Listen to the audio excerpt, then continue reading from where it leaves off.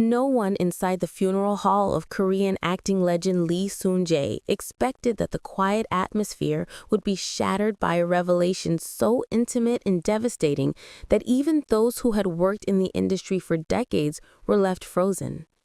For years, fans had whispered about the extraordinary bond between Lee Soon-jae and Youn Yuh-jung, two titans of Korean cinema whose connection seemed to go beyond friendship, beyond artistry, beyond what the public could understand. But nothing could have prepared anyone for what Youn would finally reveal. Lee Soon-jae's last message, a handwritten confession he had entrusted to her alone, a secret she had guarded for years as if it were part of her own soul.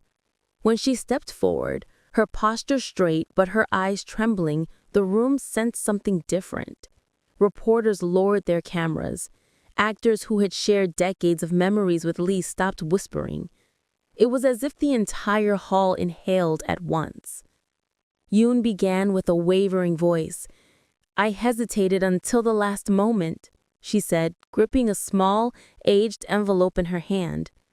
"But he told me, if one day I cannot say it myself, you must say it for me. Today, that day has come." A shock ran through the attendees.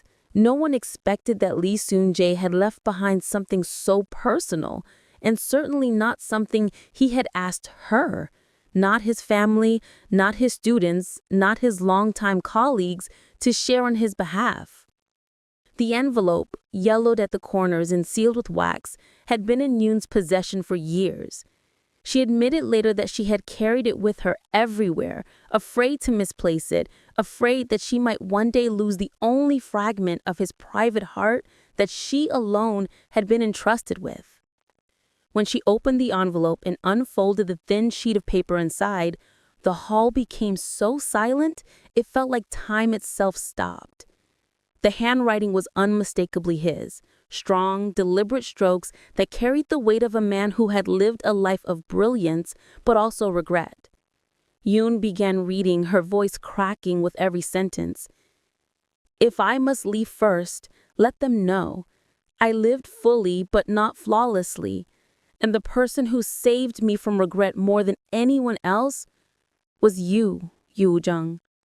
A wave of emotion spread across the mourners. Actors who had shared stages with him decades ago openly wiped tears from their cheeks.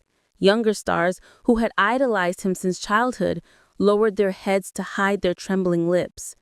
For the first time, the world was allowed to see the depth of their bond. A bond formed not simply through shared fame, but through years of protecting one another from the loneliness and volatility of the entertainment world. Youn continued reading, though her voice faltered as if every word pierced her. "I was stubborn, I was proud, but she forgave me more times than I deserved. Tell them this, a person's true wealth is the one who stays." The simplicity of his honesty stunned everyone. There was no poetic ornament, no grand philosophical flourish, just the raw truth of an old man who had reached the end of his road and finally dared to say what he had held inside. Those who knew Lee Soon-jae personally understood exactly what those words meant. He had spent his entire life mentoring others, performing until his body could barely support him, giving everything to a craft that demanded constant sacrifice. His achievements were countless, but his regrets were real. And Youn Yuh-jung had been the one constant tether that anchored him during moments he rarely allowed the world to see. Only after the service did Youn quietly share that the letter had been written years ago, during a period when Lee faced a serious health scare. Though he recovered, he insisted she keep the letter anyway, just in case. He had told her in a rare moment of vulnerability. She never opened it, not once. For years, she kept it sealed, carrying it through film sets, award ceremonies, and long evenings of talking with him about their aging bodies, their memories, their fears of irrelevance. She had protected his secret as fiercely as if it were her own heartbeat. That she finally read it meant only one thing. He had left, and so the burden of his last words now belonged to her. What shook the audience deeper than the content of the letter itself was what Youn said afterwards. "He asked me to keep living boldly, even without him," she whispered, her hands trembling. "But I don't know if I can." These were not the words of an actress performing grief. They were the words of a woman who had lost the one person who understood her in ways no one else could. The vulnerability in her voice cracked the remaining composure in the hall. People cried not for the celebrity, not for the legend, but for the tender, imperfect, profoundly human relationship between two souls who had shared a lifetime. Industry analysts immediately began discussing the cultural significance of the revelation. In a society where emotional restraint is often considered dignified, Lee Soon-jae's final message felt like a rebellion against silence. He had chosen honesty over pride, gratitude over fear, and entrusted that honesty to the one person who would honor it. His words exposed the reality that even the most celebrated figures carry unspoken regrets, private injuries, and deep attachments that never make it into public interviews or award speeches.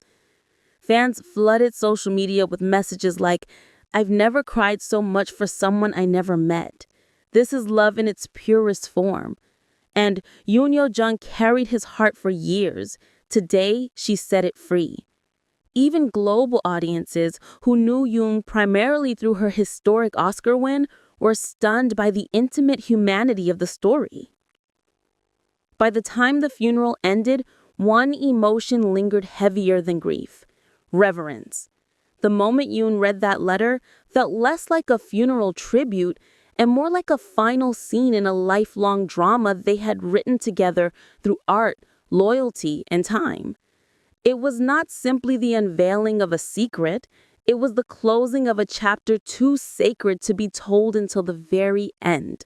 A promise kept, a farewell delivered, and the world, witnessing it, felt the weight of a truth that would echo long after the hall emptied. The days following the revelation saw an unexpected shift across the Korean entertainment world. Young actors, many of whom had only known Lee Soon-jae as a distant, revered icon, began sharing personal stories that, until now, were kept private. A rising actor from a recent blockbuster drama revealed that Lee had quietly paid for his acting classes when he was struggling financially. Another confessed that during a moment of deep self-doubt, it was Lee Soon-jae who wrote him a handwritten letter that simply said, "Don't quit. I've seen your future and it's bright." These confessions, emerging one after another, painted a picture of a man who had shaped the industry not only through his performances but through silent, unseen acts of kindness that now, after his passing, came to light like constellations finally visible at dawn. Meanwhile, Youn Yuh-jung herself became the reluctant center of public attention. Cameras followed her, fans watched her closely, and yet she remained steadfastly calm. But those close to her reported that she often held the letter in her hands late at night, running her fingers over the fading ink, rereading lines she had memorized years ago. The revelation had not freed her. It had reopened a wound she had kept sealed with strength and professionalism. One colleague revealed, she looked at that letter as if she was looking at him, as if speaking the words aloud meant losing him all over again. It was a grief too deep to dramatize, too personal to fully share, but impossible to hide once the world learned the truth. In talk shows and university lectures, scholars began analyzing the emotional and cultural significance of Lee Soon-jae's final words. Many highlighted the way his message broke away from the traditionally stoic expressions associated with older generations of Korean men. His vulnerability, his willingness to acknowledge mistakes, loneliness, gratitude became a powerful testament to emotional evolution. Professors pointed out that his letter would likely become a case study in Korean humanities courses for decades. It was not just a farewell, but a reflection of what it means to grow old, to love honestly, and to face the end without fear, but with sincerity. Even outside Korea, global media outlets revisited their documentaries of Lee's career, now reframing his legacy through the lens of this newly revealed truth. At the same time, fans began making pilgrimages to locations associated with Lee Soon-jae and Youn Yuh-jung, the filming sites of their legendary dramas, the old theaters where they once performed, even coffee shops where they were rumored to have rehearsed scripts together. Flowers, handwritten notes, and framed photographs began to accumulate at the entrance of the art center he had helped establish.